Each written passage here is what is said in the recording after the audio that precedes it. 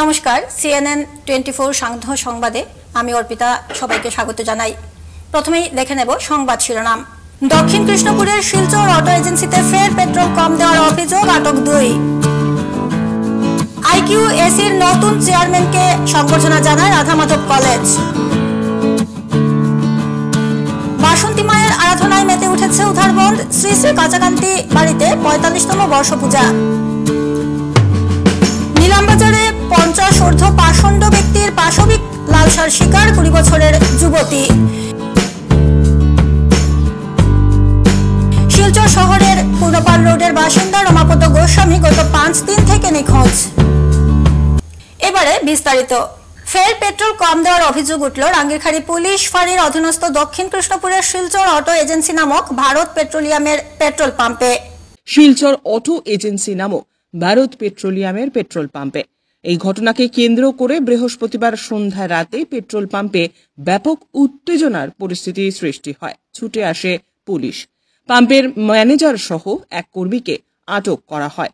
ঘটনার বিবরণে জানা যায়, ধলাইয়ের ভাগা এলাকার বাসিন্দা শামীম আক্তার লস্কর বৃহস্পতিবার সন্ধ্যায় পাম্পে এসে তার ইগনিস গাড়িতে 2000 টাকার পেট্রোল দেওয়ার জন্য বলেন।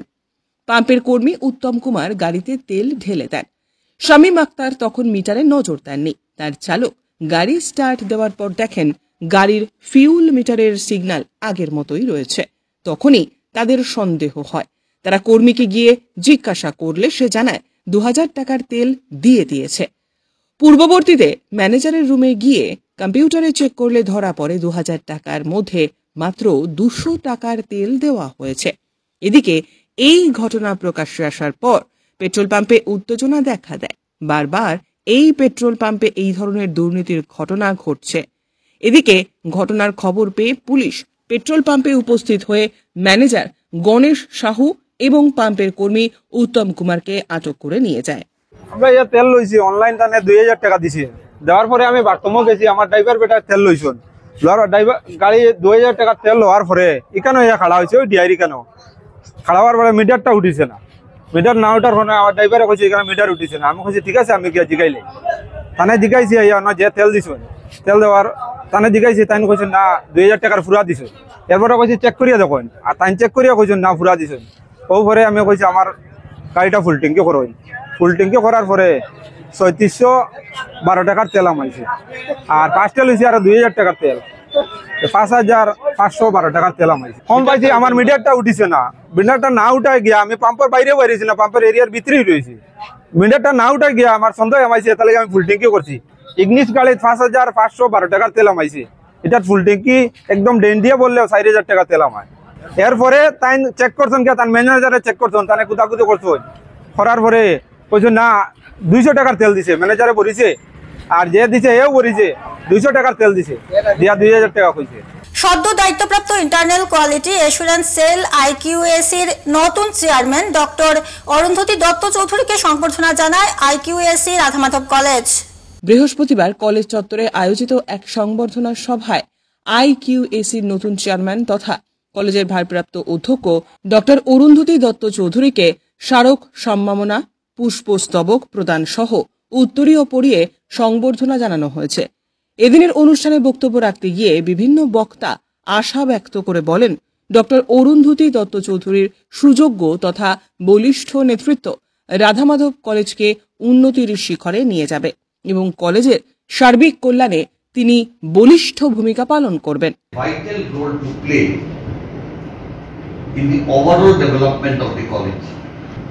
On assumption of the charge by my HOD, the HOD of the Department of English, Dr. Arundhati Datta Chaudhary, as I know her, she is a woman with a vision, who loves to work and who knows how to get things done. We have got a very good example of this after assumption of charge on 13th of April, March. 13th of March, sorry.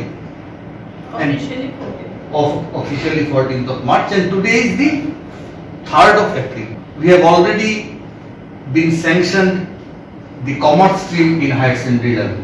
That shows the kind of zeal, the kind of enthusiasm she has. এদিকে doctor Arundhati Dutta Chowdhury তাকে সম্মানিত করার জন্য সকলের প্রতি কৃতজ্ঞতা প্রকাশ করেন এবং কলেজের উন্নয়নে সহযোগিতা কামনা করেন। Indeed a nice gesture, but I have heard many such things that you have said appreciating. Okay, don't appreciate me. My request is please appreciate my work. I am not very accustomed with such kind of appreciation. Right from my beginning, because I joined Radha Madhav College as a part-time lecturer in the year 1996, and for me this college is my next home. I love this college like anything. I get emotional sometimes, and work is something which is always a challenge for me. I like taking challenges, and I know obstructions will come. I know things are not always easy for me, but I like accepting challenges, and so I always go on with my duties and responsibilities with a fierce heart and with confidence. Because of my long tenure in this college, right from 1996 to 2005 as part-time teacher, then 2005 onwards as a permanent teacher, I was entrusted with many such responsibilities. I shouldered many such things in this college because I remain convener, now it is called convener, it was earlier called coordinator of different sales committees, and so I know many things about this college. Most of the non-teaching staff, some of them retired also. They are very known personalities to me. I know each and everyone. I know everything of this college, and I love this college like my next home. And this is, I'm telling from the core of my heart. So whenever I get an opportunity to do something for this college, I do it. That's all. I don't want to give you a long series of things that I have done for this college, because I don't consider these things as I have done or I have done something. But I always consider this as my duty, my responsibility, that I should contribute. And I always want to see Radha Madhav College shining bright, in Silchar town as an institution of excellence. And for that reason, whatever I shall be able to contribute, I shall. And I also give you promise, madam, that I'm in a transition phase. As you know, I'm just an in-charge principal, but still you have acknowledged me. Thank you for that. And whatever I shall be able to do in the context of accuracy, whatever you will ask me to do, or the vision that I have, if I can inculcate all these things, if I can materialize, if I get the scope to execute my plans, then I shall be very happy. শুক্রবার মহাসপ্তমী, ষষ্ঠী থেকে বাসন্তী আরাধনায় মেতে উঠেছে উধারবন্দ।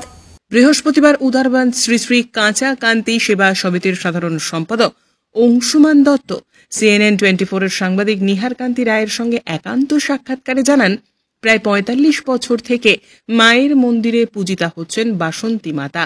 আজ থেকেই এক উৎসব মুখর পরিবেশ। সপ্তমী, অষ্টমী, নবমী এই ৩ দিন থাকছে মায়ের মহাপ্রসাদ বিতরণ। মায়ের পুজো উপলক্ষে মায়ের আশীর্বাদ নেবার জন্য সবাইকে সাদর আমন্ত্রণ জানালেন তিনি। সঠিক গত বছর এই মুহূর্তে আমাদের পক্ষেও নির্ণয় করা কঠিন। আমরা বাল্যকাল থেকে দেখে আসছি মায়ের মন্দিরে দুর্গা পূজা এবং বাসন্তী পূজাটা হতো। অনেক দিন বাসন্তী পুজোটা মায়ের মন্দিরে হয়নি, কিন্তু সেবা সমিতি যখন থেকে বা তার জন্মলগ্ন থেকেই কাঁচাকান্তি মায়ের মন্দিরে দুর্গা পূজা এবং সাথে সাথে বাসন্তী মায়ের পূজার আয়োজন করে আসছে। সেই হিসেবে আমরা যদি দেখি কমপক্ষে ৪৫ বছর এবার আমরা পূজা অনুষ্ঠিত করতে যাচ্ছি। আগামী ৪, ৫ এবং ৬ এপ্রিল শ্রী শ্রী বাসন্তী মাতার মন্দিরে শ্রী কাঁচাকান্তি সেবা সমিতির দ্বারা বাসন্তী মাতা প্রতি বছরের মতো এবারও পূজিতা হবেন। আমরা এই অনুষ্ঠান, এই পূজার আয়োজন করেছি, তাতে সকল ভক্ত সাধারণকে মায়ের মন্দিরে উপস্থিত থেকে কাঁচাকান্তি মাতার সাথে সাথে শ্রী শ্রীমা বাসন্তী মার আশীর্বাদ সবাইকে গ্রহণ করার জন্য এবং আমাদের অনুষ্ঠানে উৎসবে, বাসন্তী পূজার উৎসবে যোগদান করার জন্য আমি সবাইকে আহ্বান জানাচ্ছি, অনুরোধ জানাচ্ছি।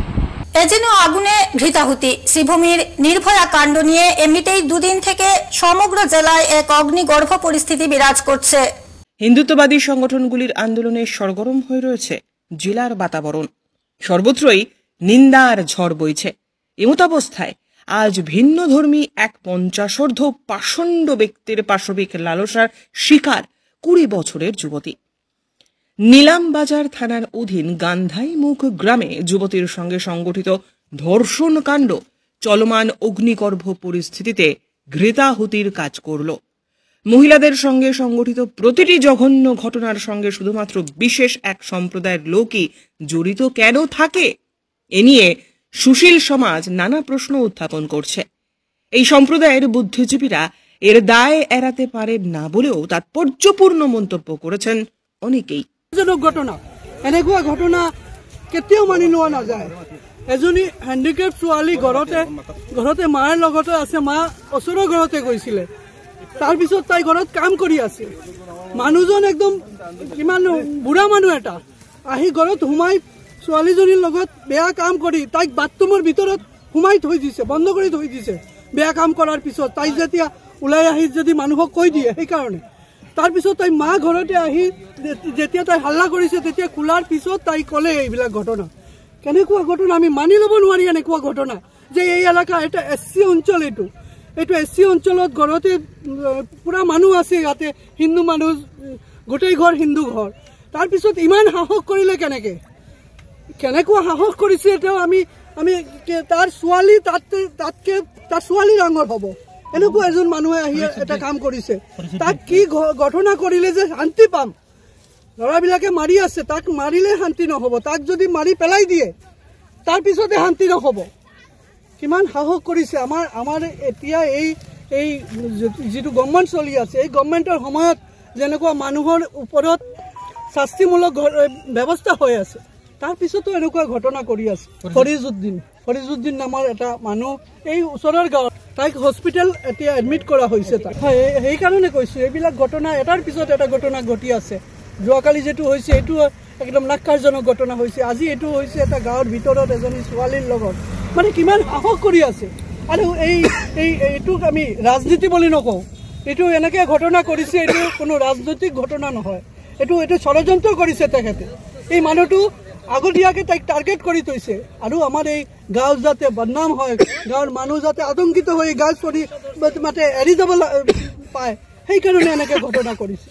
তাই আমি আমাৰ SP মহোদয়ক ক'ম যে যাতে যিমান ডাঙৰ শাস্তি হয়, ডাঙৰতকৈ ডাঙৰ শাস্তি তাক হোক, তাক ফাঁসি দিয়া হোক, তেতিয়াহ'লে আমি হয়তো শান্তি পাম। শিলচর শহরের পুনপাল রোডের বাসিন্দা রমাপদ গোস্বামী গত 5 দিন থেকে নিখোঁজ। তাকে অনেক খোঁজাখুঁজির পর সন্ধান পাওয়া যায়নি। এ নিয়ে শিলচর সদর থানায় মামলা দায়ের করেছেন পরিবারের সদস্যরা।